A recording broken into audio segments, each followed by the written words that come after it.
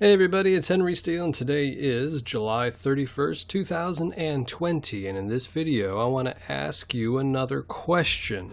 But before I do, I want to talk to you about something else and then eventually give you a hint in regards to the last question video that I asked you. So let's get to the thing I want to talk about first, and that is the difference between W.D. Gann and George Bear.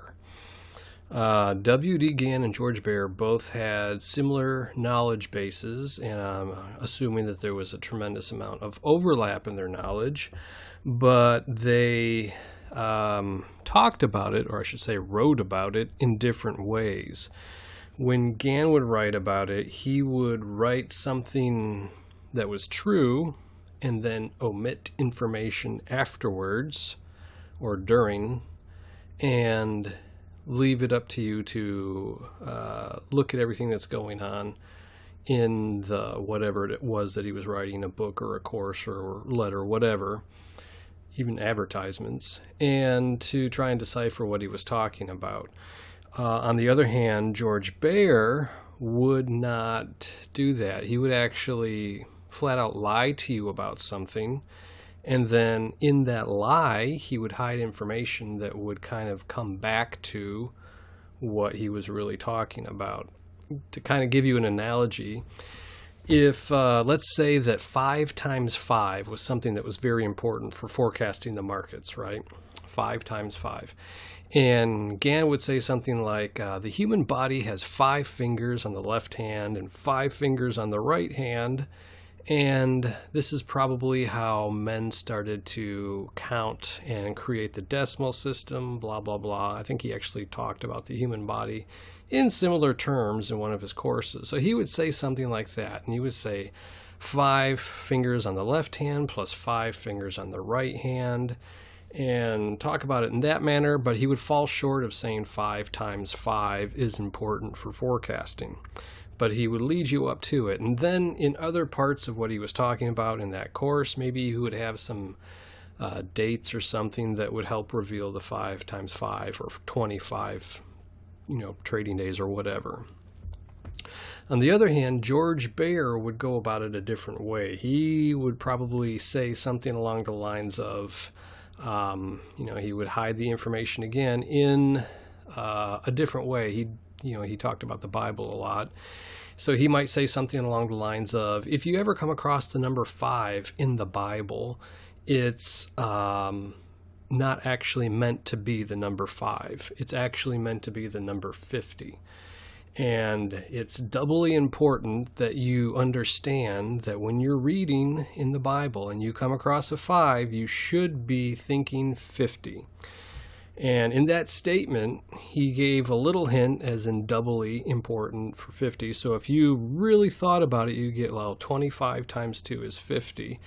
And 25 would be what he was really talking about in a way, because he was really, really talking about 5 times 5, which is 25. And then he doubled it. So he started everything by just flat out lying to you and telling you that 5 wasn't important, but 50 was important. And again, in the numerology and so forth, 5 and 50 are the same number. So George Bear would be really talking talking the first 5 and the second 5. So in his mind, he's hiding the information for you to find, just like Gann would be. But the difference is, he flat out tells you something that's wrong and not usable, and he tells it to you as though it is a fact. And he does that all over the place in his writings. That's the major difference between George Bear and W.D. Gann. So when you're studying Gann, you have to look for essentially what's omitted or not present. In other words, he gives you part of the equation or whatever it might be, but not the whole thing, whereas George Bear will tell you something straight up that's not true. So you have to wiggle your way through untruth to find a piece of information that works back towards what he was intending to hide, and then you have to find the meaning of it and so forth. So in other words, with George Bear, there's actually more steps to finding what's hidden in there. A really good example, and something that was talked about in the comments section of the last question video that I did, was his 368 degrees. I think it's like 368 degrees, 10 minutes and something seconds, 45, 48 seconds, something like that. But anyway, it's in the decimal form, it's like 368.18 degrees. And he's lying to you when he's talking about what's going on with that. That's a number that he uses to hide within it another number that's actually important that will lead to what's really being talked about when he talks about that number of degrees. So if you read his stuff and go, oh, I need to use 368 degrees instead of 360, you don't. That's a lie. That's not true.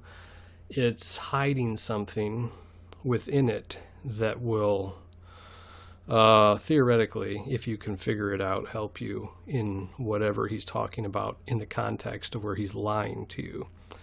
So anyway, I wanted to go ahead and just say that and point that out and get that out in the open to hopefully help a few folks understand the difference between the two of them. But so here's my question for this video. Okay, where am I? There we go. In an advertisement brochure thing, one of the few that Gann had put out throughout his life, in one of them, in a section of it, it says his 1929 stock forecast issued on November 23, 1928, and based on his master time factor, indicated the end of the bull market in August and early September 1929. He stated in no uncertain terms that the panic would start in September 1929 and that it would be a deluge with a Black Friday. Okay, so this is in one of his public advertisements.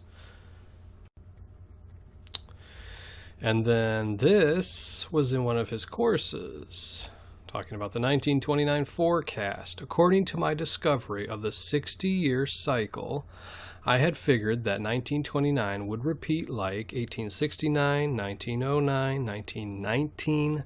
Looking back 20 years, we find that the top was reached in August 1909, and 60 years before, top was reached in July 1869. If you will read my annual forecast for 1929, you will see that I had figured the top must come not later than the end of August, and stated that a Black Friday would come in September. So with these two pieces of information, one of them public, where he talks about his master time factor, and one of them that was sold, so in quotes private, he talks about his discovery of the 60-year cycle and talks about the 1929 forecast in the same way with both of these things, the master time factor and the 60-year cycle. My question to you is, do you think that the 60-year cycle is W.D. Gann's master time factor? That's a good question, isn't it? So that's the question I have for this video. So if you are inclined, go ahead and make a comment down in the comment section below. Now, before I end the video, I want to go ahead and give you a hint in regards to the last video. Remember the last one? I talked about time, times, and half a time, and then I pointed out that in the book of Revelation that they talked about 1260 days, and then in the book of Daniel they referenced time, times, and half a time twice, but they talked about two different time periods. The second time, within the context of the second time that they mentioned it in the book of Daniel. And the first one was 1290, and then the second, more important one, was 1335. And then I asked, why? Why would those numbers be different if time, times, and half a time is a reference to a specific amount of time? So here is the hint. Time, times, and half a time is not a specific amount of time. It's actually a formula for figuring out amounts of time. And it works out for both the periods talked about, one in the Old Testament and one in the New Testament. So that's my hint to you guys concerning that. And if you have any opinions on the question I asked in this video, please go ahead and leave a comment below. So until next time, this is Henry Steele, and I will talk to you later.